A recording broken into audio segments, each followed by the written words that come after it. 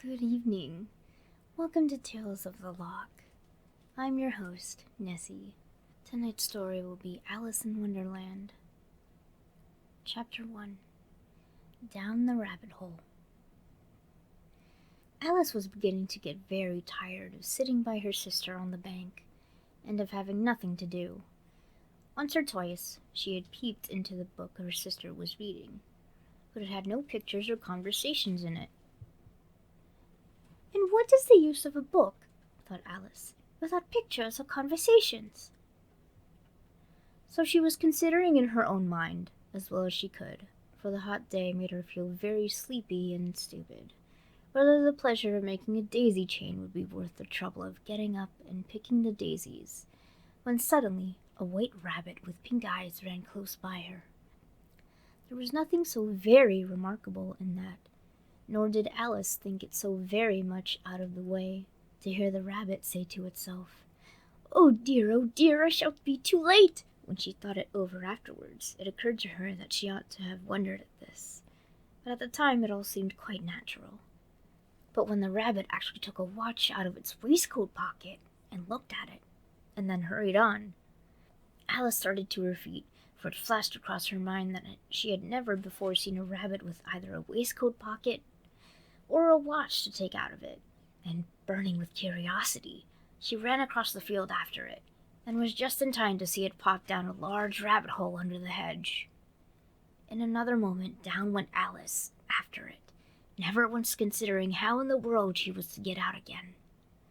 The rabbit hole went straight on like a tunnel for some way, and then dipped suddenly down, so suddenly that Alice had not a moment to think about stopping herself before she found herself falling down what seemed to be a very deep well.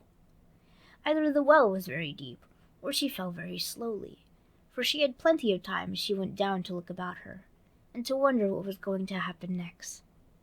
First, she tried to look down and make out what she was coming to, but it was too dark to see anything. Then she looked at the sides of the well, and noticed that they were filled with cupboards and bookshelves. Here and there she saw maps and pictures hung upon pegs. She took down a jar from one of the shelves as she passed. It was labeled Orange Marmalade, but to her great disappointment, it was empty. She did not like to drop the jar for fear of killing somebody underneath, so managed to put it into one of the cupboards as she fell past it. Well, thought Alice to herself, after such a fall as this, I shall think nothing of tumbling downstairs. How brave they'll all think of me at home.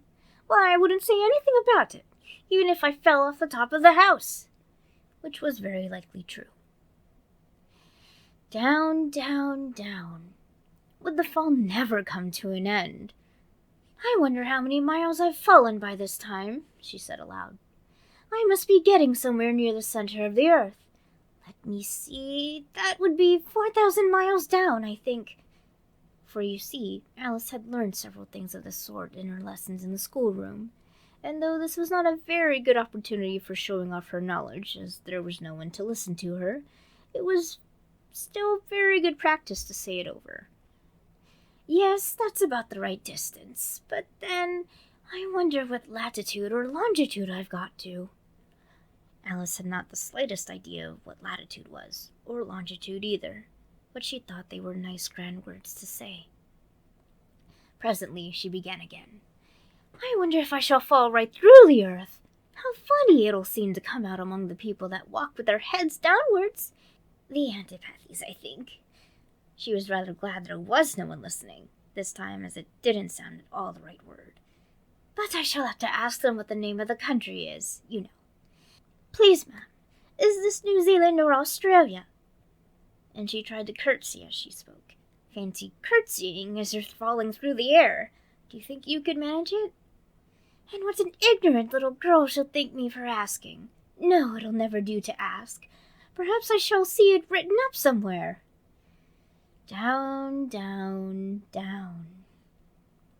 There was nothing else to do, so Alice soon began talking again. Dinah will miss me very much tonight, I should think. Dinah was the cat. I hope they'll remember her saucer of milk at tea time. Dinah, my dear, I wish you were down here with me. There are no mice in the air, I'm afraid, But you might catch a bat, and that's very much like a mouse, you know. Oh, but do cats eat bats, I wonder? And here Alice began to get rather sleepy, and went on saying to herself in a dreamy sort of way, Do cats eat bats? Do cats eat bats? And sometimes, Do bats eat cats? For you see, as she couldn't answer either question, it didn't matter much which way she put it. She felt that she was dozing off and had just begun to dream that she was walking hand in hand with Dinah, and was saying to her very earnestly, Now, Dinah, tell me the truth. Did you ever eat a bat? When suddenly, thump, thump, down she came upon a heap of sticks and dry leaves, and the fall was over. Alice was not a bit hurt, and she jumped up onto her feet in a moment. She looked up, but it was all dark overhead. Before her was another long passage, and the white rabbit was still in sight, hurrying down it. There was not a moment to be lost. Away went Alice like the wind, and was just in time to hear it say, as it turned a corner, Oh, my ears and whiskers, how late it's getting! She was close behind it when she turned the corner, but the rabbit was no longer to be seen. She found herself in a long, low hall, which was lit up by a row of lamps hanging from the roof. There were doors all round the hall, but they were all locked, and when Alice had been all the way down one side and up the other, trying every door, she walked sadly down the middle, wondering how she was ever to get out again. Suddenly, she came upon a little three-legged table, all made of solid glass. There was nothing on it but a tiny golden key, and Alice's first idea was that this might belong to one of the doors of the hall. But alas, either the locks were too large, or the key was too small. But at any rate, he would not open any of them. However, on the second time round, she came upon a low curtain she had not noticed before, and behind it was a little door about 15 inches high. She tried the golden key in the lock, and to her great delight, it fit. Alice opened the door and found that it led into a small passage, not much larger than a rat hole. She knelt down and looked along the passage into the loveliest garden you ever saw. How she longed to get out of that dark hole and wander among those beds of bright flowers and those cool fountains. But she could not even get her head through the doorway. And even if my head would go through, thought poor Alice, it would be of very little use without my shoulders. Oh, how I wish I could shut up like a telescope! I think I could, if I only knew how to begin. For you see, so many out-of-the-way things had happened lately that Alice had begun to think that very few things indeed were really impossible. There seemed to be no use in waiting by the little door, so she went back to the table, half hoping she might find another key on it, or at any rate a book of rules for shutting people up like telescopes. This time she found a little bottle on it, which certainly was not here before, said Alice, and tied round the neck of the bottle was a paper label, with the words, Drink Me, beautifully printed on it in large letters. It was all very well to say, Drink me, but the wise little Alice was not going to do that in a hurry. No, I'll look first, she said, and see whether it's marked poison or not. For she had read several nice little stories about children who had got burnt and eaten up by wild beasts and other unpleasant things, all because they would not remember the simple rules their friends had taught them, such as that a red-hot poker will burn you if you hold it too long, and that if you cut your finger very deeply with a knife, it usually bleeds, and she has never forgotten that. If you drink too much from a bottle marked poison, it is almost certain to disagree with you sooner or later. However, this bottle was not marked poison, so Alice ventured to taste it, and finding it very nice, it had in fact a sort of mixed flavor of cherry tart, custard, pineapple, roast turkey, toffee, and hot buttered toast. She very soon finished it off.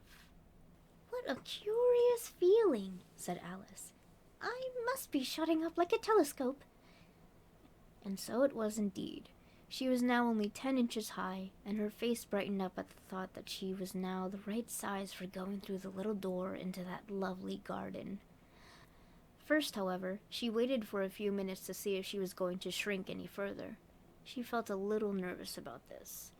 "For it might end, you know," said Alice to herself, "in my going out altogether, like a candle. I wonder what I should be like then."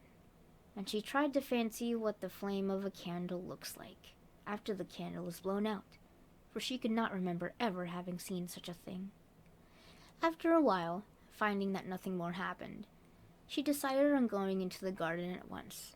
But alas, for poor Alice. When she got to the door, she found she had forgotten the little golden key, and when she went back to the table for it, she found she could not possibly reach it.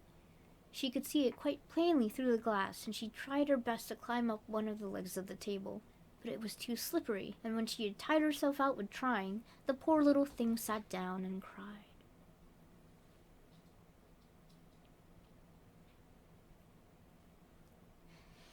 "Oh, come now, there's no use in crying like that," said Alice to herself rather sharply. "I advise you to leave off this minute." She generally gave herself very good advice, though she very seldom followed it, and sometimes she scolded herself so severely as to bring tears into her eyes, and once she remembered trying to box her own ears for having cheated herself in a game of croquet she was playing against herself, for this curious child was very fond of pretending to be two people. "But it's no use now," thought poor Alice, "to pretend to be two people. Why, there's hardly enough for me left to make one respectable person."